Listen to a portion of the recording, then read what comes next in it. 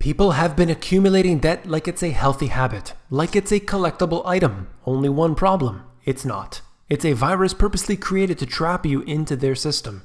They give you terms you can't easily pay back. If you don't pay it back, they take your assets. If you have no assets, they take your credit. But in the end, the bankers rule the world and will always profit.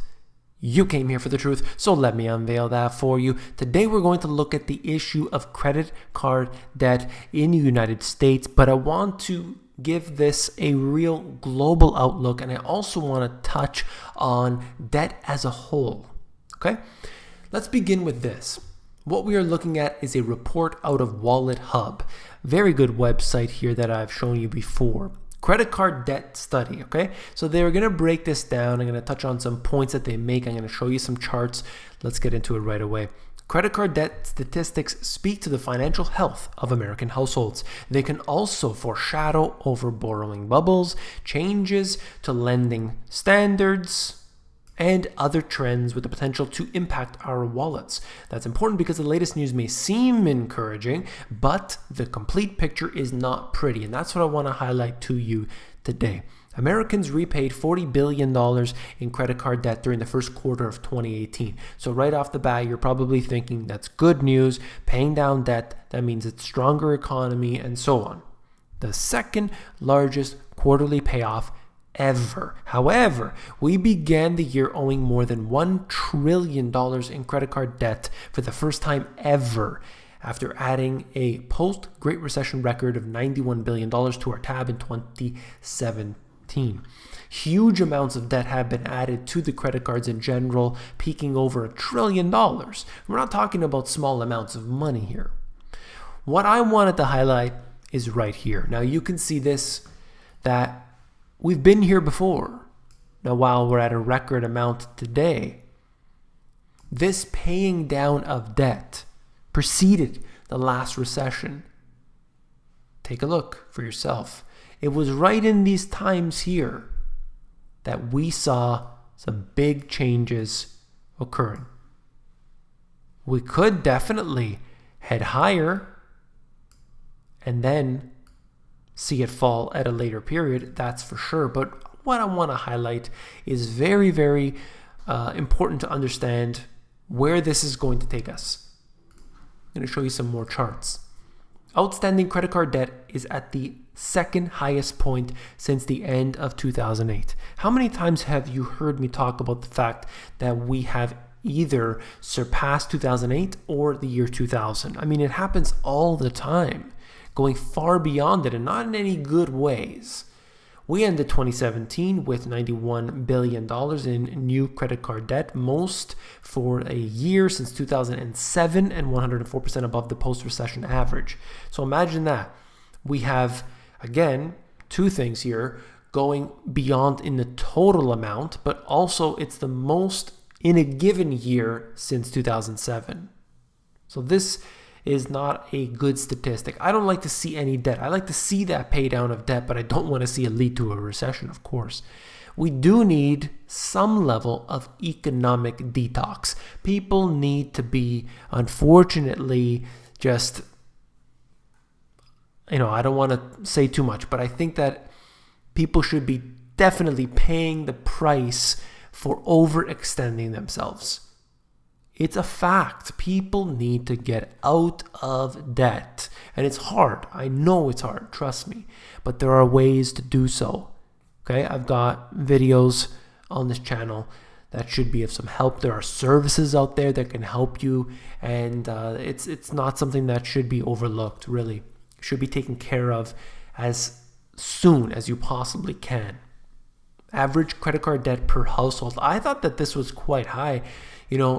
On average here, this is not necessarily everybody. I know there's people with a lot more than this, but you're looking at nearly $8,200 in credit card debt. Now, if we're compounding that at 18% interest, if you think about this, $8,000 at 18% interest, the average person will not be paying that.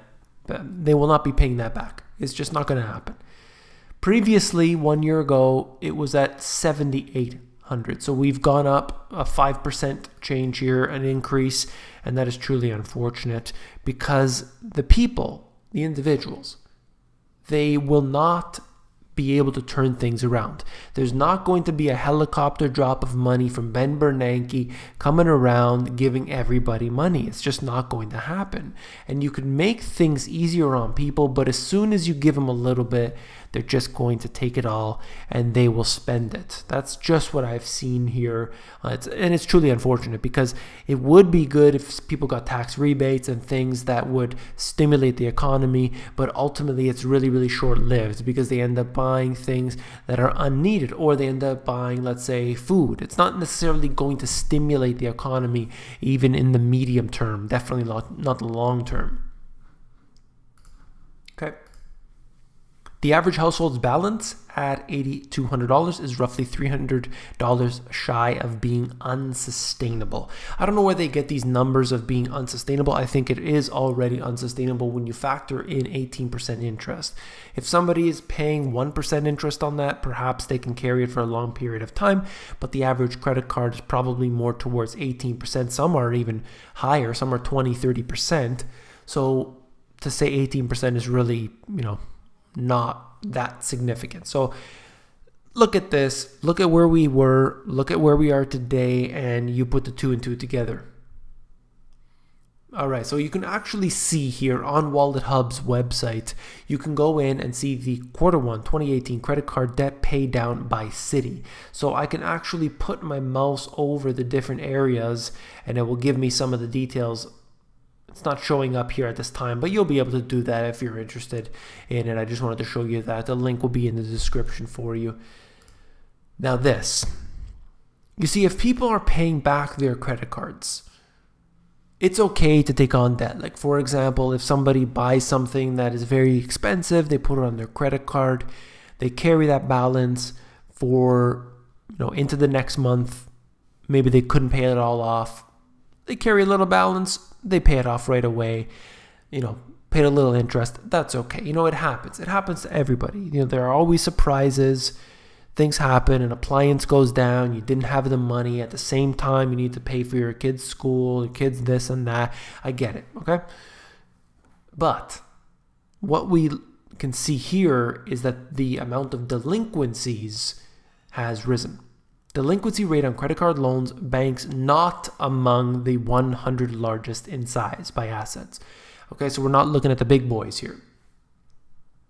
At these banks, you have seen a definite rise in delinquency rates. And this is really important, not only because we're already surpassed what happened in the financial crisis, but because this tells us at these smaller lenders what's happening. And the reason why that's important is also happening today. And I can tell you as a fact, it's happening today in the real estate market in Canada.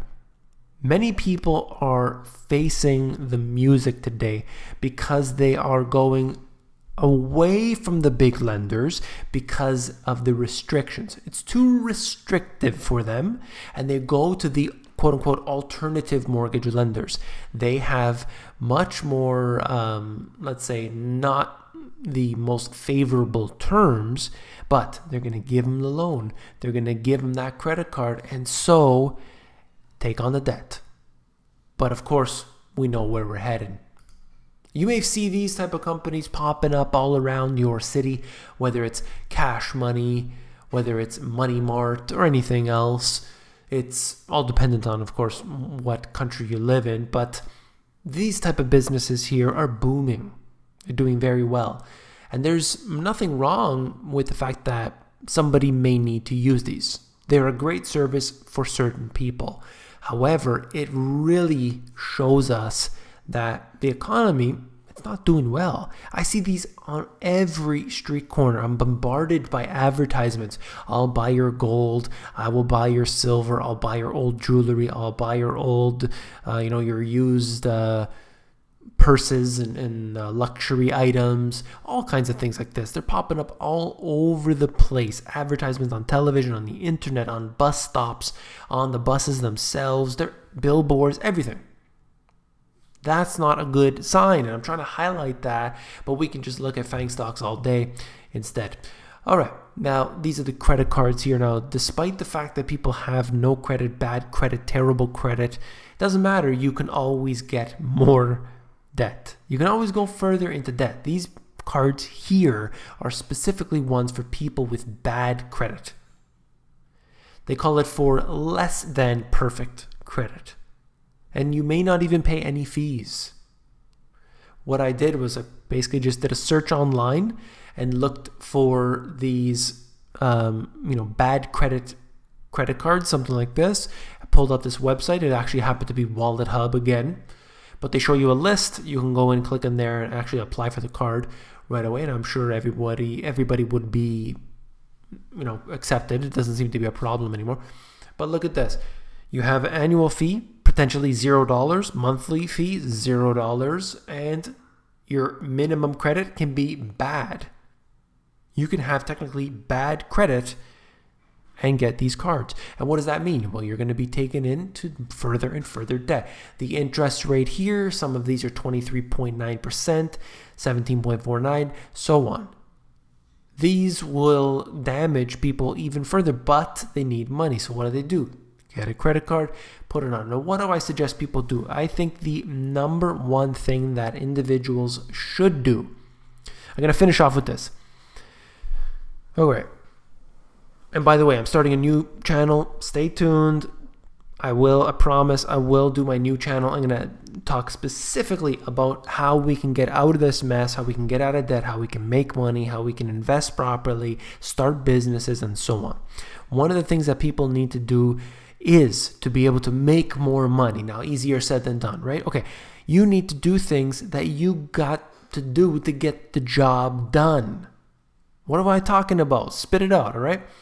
You need to work your 9 to 5 if you have a job already. If not, get on your feet, put your shoes on, and get outside and start making some money. You can wash windows, you can cut grass, you can do landscaping, you could do snow plowing, you could bake goods for your neighbors. You can help people, bringing things from one place to another. You can help your neighbors move. You can help other people that move. How do you get the word out? You start on Kijiji. You start on Craigslist. You start making advertisements on there. You tell them you're a company. You make it look like you're an established company.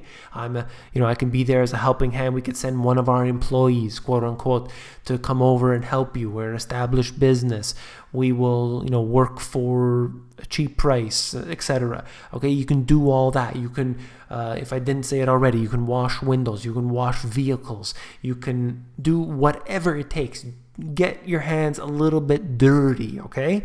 You make some money, get out of debt, and then start to rebuild from there. Just don't think about it. Hey, I don't want to be cutting grass for the rest of my life. Don't think about it like that. If you're $10,000 in debt, you can do it. In one summer, you could probably cut enough grass. I did it myself when I was younger, just to make a little bit of money.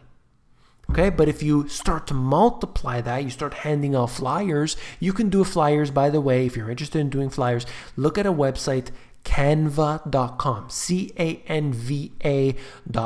This website here is going to help you to easily, very, very easily design a little flyer. You get that, you take it to the print shop, you print it out, and you can start handing them out to people. Say, look, to your friends, look, can you just hand these out to people you know? Please, I need to get out of debt. I'm really serious about it this time, and I'm willing to do whatever it takes. Just please hand these 3 flyers out to people that you know. I'm sure that somebody's going to give you a call. They can call you, they can email you, you put your contact information on there. You make it seem like you're an established business already, doing deals, offer a little discounted price, okay? Whatever that is, just say 20% off for the month of July, and you can do that. They'll call you, they'll email you, they'll ask you for quotes, a free quote, free estimate, this and that. Get out of debt today and then start to rebuild. That's my message. If you found this informative, please give me a thumbs up. And if you want more information, if you want the best, absolutely best information that's out there on the financial industry, on how to profit, on how to make money, on how to get out of debt, then you want my 2 books. These 2 books were written specifically for people who aren't aware of all the inside scoop that goes on. I took everything I have learned and I squeezed them down into these two. If you want to actually flip through these books, you can do so at Amazon. There's a link in the description of this video. If you're more interested in the audiobook version, you can get that at themoneygps.com.